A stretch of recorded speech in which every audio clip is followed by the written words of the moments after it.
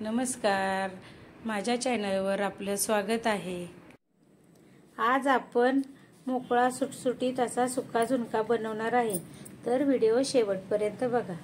चला आपण रेसिपीला सुरुवात करूया, पण त्याआधी तुम्ही चॅनलला सबस्क्राइब केलं नसेल तर पटकन सबस्क्राइब करा।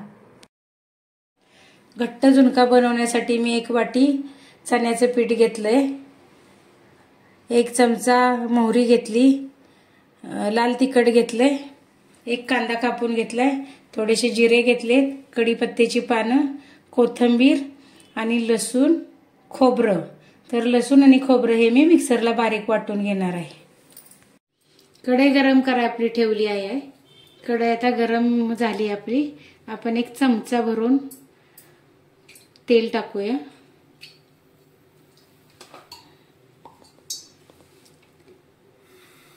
तेल गरम झाल्यानंतर आपण त्याच्यामध्ये मोहरी घालूया, जिरे घालूया। चांगली तडतडीपर्यंत आपण हे भाजून घेऊया। मोहरी जिरे आपले भाजलेले आहेत। आपण आता त्याच्यामध्ये कांदा टाकूया।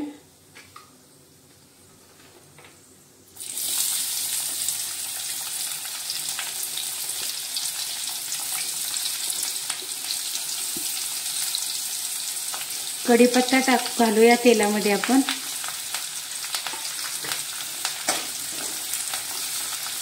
मिक्स करूया।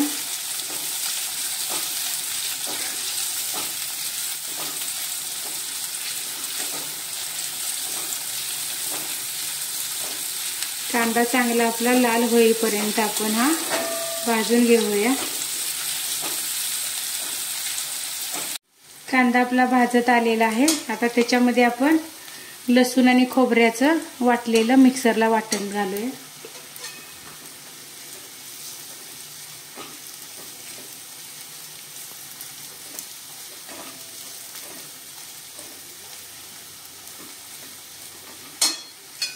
त्याच्यामध्ये आपण आता लाल तिखट टाकूया आवडीनुसार, थोडीशी हळद, मिक्स करून घेऊया।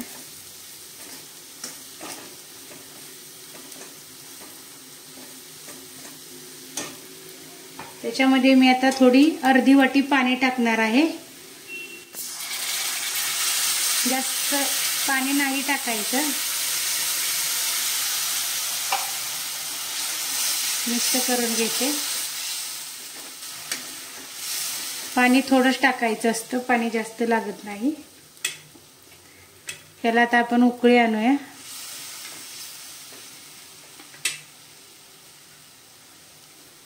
चवीनुसार मीठ।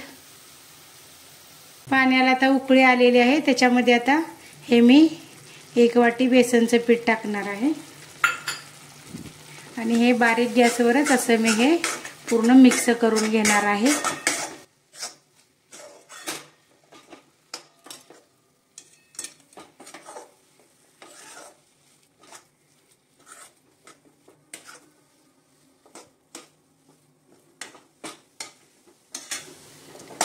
आणि एकदम बारीक गॅसवरती हे मी 5 मिनिटासाठी असंच वाफ देणार आहे। त्याला वाफेवरच फक्त 5 मिनिटं मी हे झाकून ठेवणार आहे।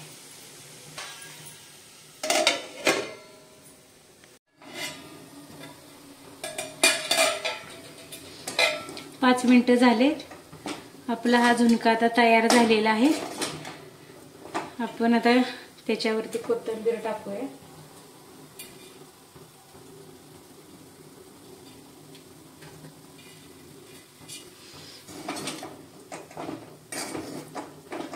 मिक्स करूया आणि गॅस बंद करून 5 मिनिटं असंच फक्त बंद गॅस करून थोडं झाकून ठेवूया।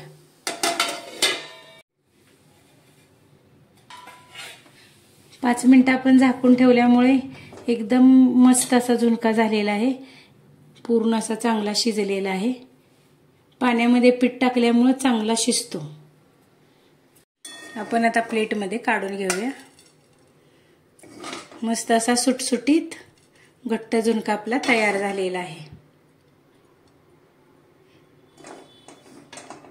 तुम्हाला झुणक्याची रेसिपी कशी वाटली ती नक्की कमेंट करून सांगा।